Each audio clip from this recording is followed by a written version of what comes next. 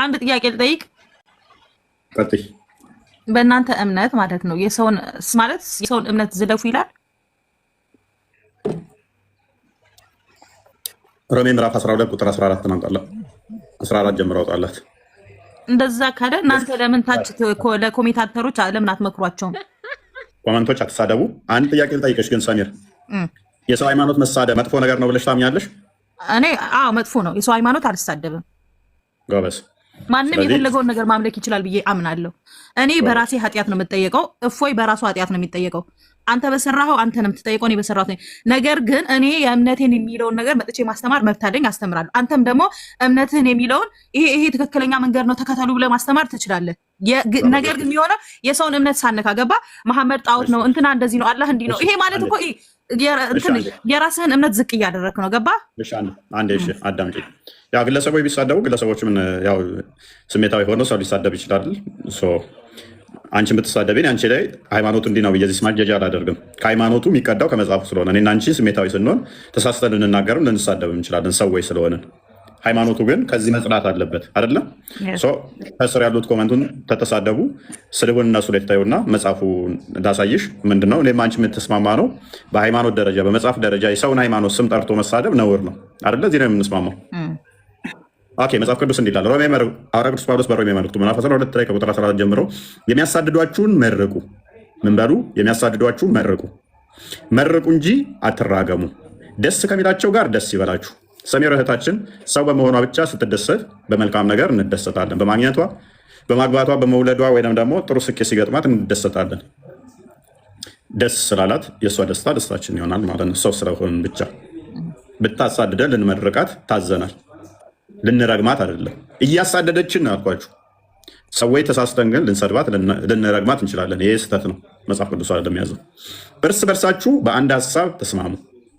የትዕቢትን ነገር አታስቡ። ከሚያለቅሱ ጋር አልቅሱ።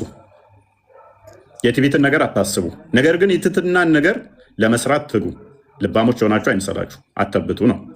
የትሕትናን ነገር አድርጉ። ለማንም ስለ ክፉ ፈንታ ክፉን አትመልሱ። መጥፎ ቢደረግባችሁ፣ ቢሰድቧችሁ፣ ቢያሳድዷችሁ፣ ቢረግሟችሁ በክፉም በክፉ አትመልሱ። በሰው ሁሉ ፊት መልካም የሆነውን አስቡ። ኢቭን መጥፎ ነገር እንዳታስቡ። ማድረግ አለማድረግ ሌላ ጉዳይ ነው። መሳደብ አለመሳደብ ያሰብከውን ነው የምታደርገው። ቅድሚያ ታስባለህ፣ ከዛ ትሳደባለህ። ምንድነው የሚለው? እንዳታስቡ፣ በሰው ሁሉ መልካም የሆነውን አስቡ። ለተወሰኑት አካላት አለ፣ ለሁሉም። ቢቻላችሁስ በእናንተ በኩል ከሰው ሁሉ ጋር በሰላም ኑሩ ይላል መጽሐፋችን። ትስማሚበታለሽ? እስማምበታለሁ።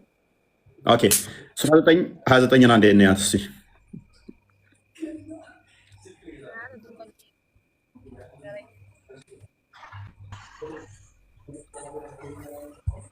እስቲ ያንን አንብቢ እስቲ።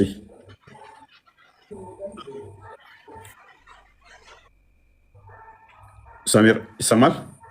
ላንብብልህ? እያነበብኩት ነው። ላንብበው? ታነቢዋለሽ?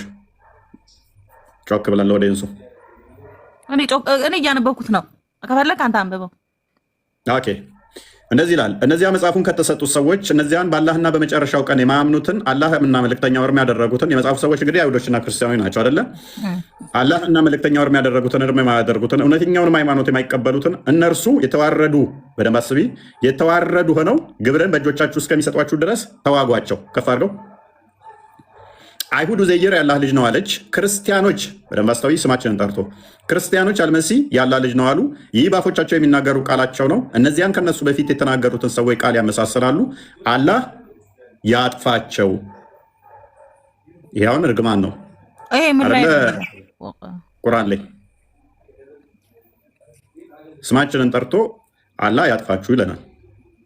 እኔ ያልሰማውም ቁርአን ላይ እንደዚህ አይነት ነገር። ይኸው ስማችንን የእኛ ምን ይላል? የሚረግሟችሁን እንኳን መርቁ። የእናንተ ቁርአን ደግሞ ስማችንን የእኛም እንደዛ ነው የሚለው። ይኸው ያዡ ሱራ 9። እኔ ግን አንድ ቀን ስማ ልንገርህ፣ እኔ ግን አንድ ቀን ከልጅነቴ እስካሁን ድረስ ባለሁበት ስማር አንድ ቀን ክርስቲያኖች ስደቡ እንትን በሉ ሲባል እኔ ማንኛውም አስተማሪ የሆነ ማንኛውም ቁርአን አላስተማረኝም። እኔ በተማርኩትና ባደኩበት በቀራሁት ቁርአን ዝለፉ የሚል እኔ አልሰማሁም። ጓደኛ ሳለሽ ክርስቲያን ጓደኛ አለሽ? በደንብ። እሺ፣ ሱራ 5:51 አላነበበልሽም ማለት ነው። እናንተ ያመናችሁ ወይ? አማኝ ነሽ አይደል አንቺ? እናንተ ያመናችሁ ሆይ አይሁዶችንና ክርስቲያኖችን ረዳት አድርጋችሁ አትያዙ፣ ከፊላችሁ ለከፊላቸው ረዳቶች ናቸውና ከእናንተ ውስጥ ረዳቶች የሚያደርጋቸው ሰው እርሱ ከነርሱ ነው። አላህ አመፀኞችን ህዝቦች አያቀናም። ረዳት አድርገሽ እንዳትይዢ ይላል ቁርአኑ ክርስቲያኖችንና አይሁዶችን።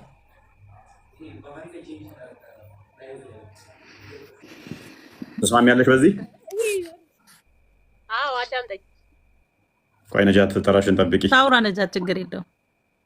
ተስማሚያለሽ በዚህ? አንቺ ሰሚር እናንተ ያመናችሁ የአይሁዶችና ክርስቲያኖችን ረዳቶች አድርጋችሁ አትያዙ፣ ከፊላችሁም ለከፊሉ ረዳቶች ናቸው፣ ከእናንተ ውስጥም ረዳት እርሱ ከነሱ ነው። አላህ እኔስ አንብቢ፣ እሺ አንብቢው። እነኝን ሰሚር ተፍሲራቶቹን ስታያቸው ደግሞ ቁጥር እስከምበልጡ ድረስ ማስመሰል ትችላላችሁ ይላል። ቁጥር ከበለጣችሁ ግን ትርጉሙ አንተ ይሄ በስነስርዓት ተርጉመውን ያመጣኸው ይሄ እኮ ቁርአኑን እኔ እኮ አይደለም የተረጎምኩት፣ አማርኛ ቁርአን እኮ ነው ተርጓሚ ምን ያለው።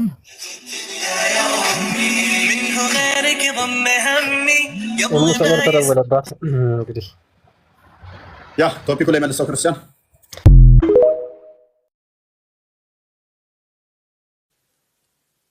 በቅርቡ ከ40 ዓመታት በላይ ሳውዲ ኖሮ የተመለሱ አንድ የሩቅ ዘመድ አሉኝ። እኛ ወደ ሳውዲ እንድንሄድ በሚፈለግበት ዘመን ምን አንቀልቅሏቸው እንደመጡ አላቅም እና እዚህ መጥተው የአዲስ አበባን የሰፈር ስያሜዎች ለመረዳትና ለመሸምደድ የሚጠቀሙበትን ዘዴ እኔም ልጠቀም እያሰብኩ ነው። ካኒሳን መካነ ኒሳ ብለው ተርጉመውታል። መብራት ኃይልን ቁወተ ኑር፣ ኪዳነ ምህረትን ዋዕደ ራህማ፣ ሲኤምሲን ሲን ሚም ሲን፣ ፉሪ ቡሪ፣ ላምበረት በይቱል በቀራ፣ ብስራተ ገብርኤል ቡሽረቱል ጅብሪል፣ ታቦት ማደሪያ የሚለውን እንዲህ ብለው ተረጎሙት። በይቱላት ወኡዛ፣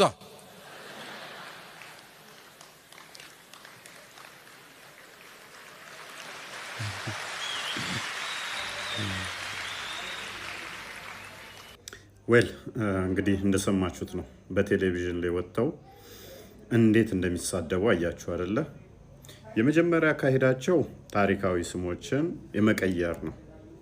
ቅኔው ምንድነው? እሱ በቀልድ አስመስሎ ታሪካዊ ስሞችን እንቀይራቸው ነው። የሆነ ከአረብ የመጣ እንደዚህ ዘመዳችን እንደዚህ ብሎ ስማቸውን በአረብኛ ቀየረ። የመጀመሪያው አካሄድ። ሁለተኛው ታቦትን ምን ብሎ ነው ያለው? የጣዖት ቤት፣ የኡዛ ቤት። ኡዛ ማለት በአረቦች የሚመለክ ጣዖት ብለው ያምናሉ። ቁርአናቸው ላይም ሱረቱ ነጅም ከ19 እስከ 20 ላይ እንደምታዩት አላትንና ሉዛን አያችሁ ይላል። እነኚህ ያላ ልጆች ተብለው የሚመለኩ ጣዖቶች ናቸው። ታቦት ማደሪያን ምን አለው? የኡዛ ማደሪያ፣ የጣዖት ማደሪያ ማለት ነው። ስድብ ነው።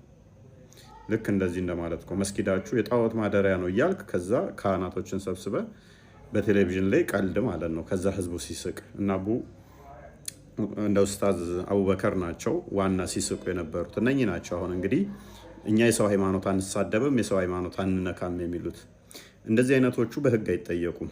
ያውን በቴሌቪዥን ላይ ቀርበው ነው ታቦትን የጣዖት ማደሪያ ብለው ስም ያወጡና ከዛ ይስቃሉ። አረብኛ ስለሆነ ሰው ብዛቱ አማርኛ የሚችል ክርስቲያኑ ስለምን እንደተወራ ብዙም ላልገባው ምንም ሳይላቸው ያልፋል ማለት ነው። እነሱ ግን በኮድ ተግባብተው ስቀው ያልፋሉ። ታቦት ማደሪያ ማለት የጣዖት ማደሪያ ነው። ከዛ በዚህ ሲሳቅ ክርስቲያኑን አንጀት ለመብላትና ልብ ለመያዝ ወይም ደግሞ አይምሯቸውን ለመሳብ ደግሞ እኛ አንድም ተሳድበን አናውቅም ብለው እንደዚህ ይላሉ። አዳምጡት። ይሄም ሼክ አብሮ ነበር። እኛ ኡስታዞች አንድ ቀን በክርስትና እምነት ውስጥ ገብተን አንዲትም ነገር ተናግረን አናውቅም። አልহামዱሊላህ። በስነ ስርዓት መጽሐፍ ቅዱስ ጠቅሰው የሚከራከሩ ወንድሞች ይኖራሉ። ወጃዲልሁም ቢለቲ አህሰን፣ በጣም ስርዓት በተሞላበትና መረጃን መሰረት ያደረገ ከስድብ ከማዋረድ ነፃ የሆነ ሐሳብ ነው። ዲቤት የሐሳብ ማንሸራሸር ችግር የለውም። እሱ መሳደብ ምን ገብተህ ሌላ ቦታ ውስጥ መፈትፈት አንድም ቀን ተደርጎ አያውቅም።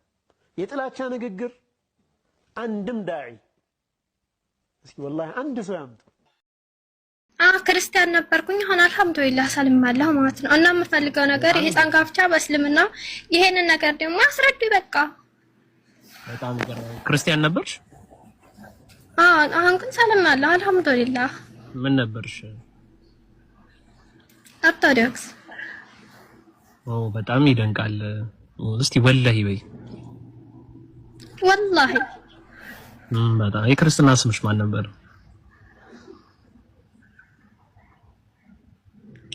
ስለ ክርስትና ስሜ ባልነግርህ እኔ እዚህ ጋር ስለ ስሜ አይደለም ምን ያሆነ የፈለኩ ማለት ነው። ስሜን ሳይሆን እንዲነግርህ የምፈልገው ይሄንን የህፃን ጋብቻ በእስልምና ያልከውን አስረዳኝ ነው አልኩት።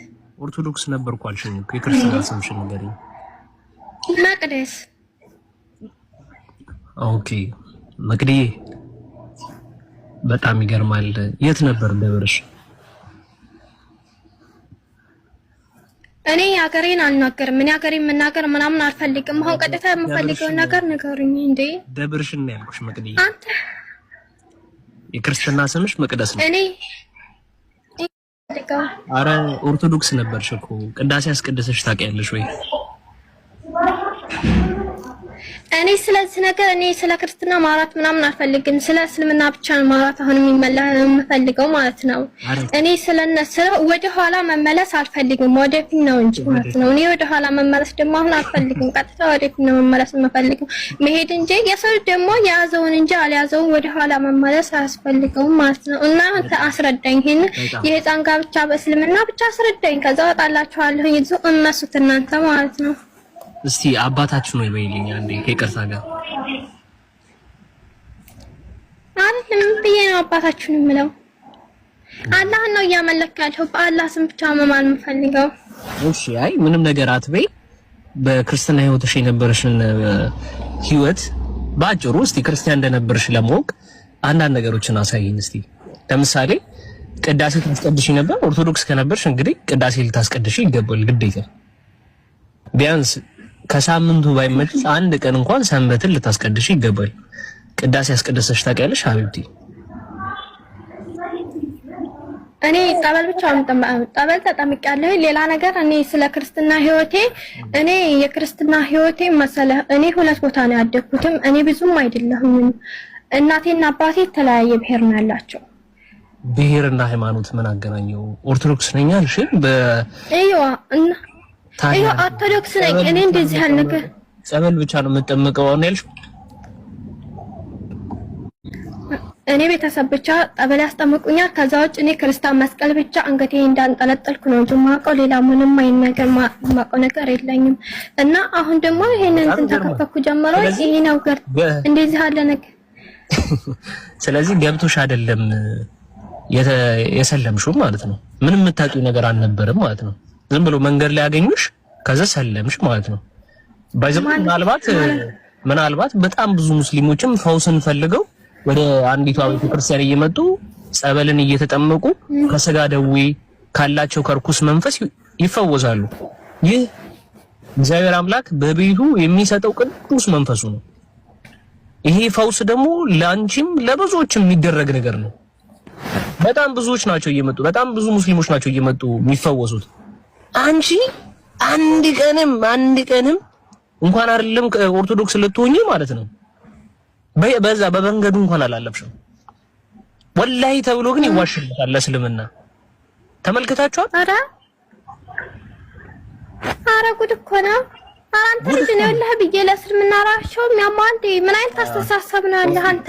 ለራስህ እዛ የምታማስለው ነገር አማስል። እኔ እየጠየቅኩህ ያለውን ነገር ብቻ መልስልኝ። አንዴ ክርስቲያን ነበርሽ? አዎ ነበርኩ አለች። የክርስትና ስምሽ ምንድነው? መቅደስ ብላት ነው። ደብርሽን ነው? እኔ ሀገሬን አልናገርም አለች። እሺ አባታችን ሆይ በይ፣ እኔ አልምልም አለች። እንግዲህ የክርስትና ስሟ መቅደስ ነው። ደብሯ ደግሞ ሀገሯን አትናገርም ነው። ደብርሽን ነው ሲባል መልሷ ማለት ነው። እንደዛው አባታችን ሆይ በይ ስትባል ደግሞ እኔ አልምልም ጌታ ግቡ መቱ ይዋረዳል በመድኃኒዓለም እኮ አምላክ ኧረ ስትዋሽ አንዳንድ ጊዜ እንኳን በጌታ እንዴ ለምን ፈልሽ ተብሎ እንዴት እንደሚዋሽ አይተሃል? ይሁን ለአላህ ተብሎ እንዴት እንደሚዋሽ እስልምና ነው ልትታደግ ነው እንግዲህ እንደዚህ እቺ ልጅ ምትለፈው በቃ ሰለመ ህዝቡ እንዳለ ሰለመ ሊባል ነው። ኢቨን እንኳን እቺ ልጅ እንኳን ክርስቲያን ሆና ቢሆን ሰምታችኋል፣ በቤተ ክርስቲያን በር ላይ እንኳን አላለፈችም። እኔ ጸበል እንጂ የምጠመቀው ቅዳሴ የሚባል አላውቅም። የክርስትና ስሟን አታውቅም።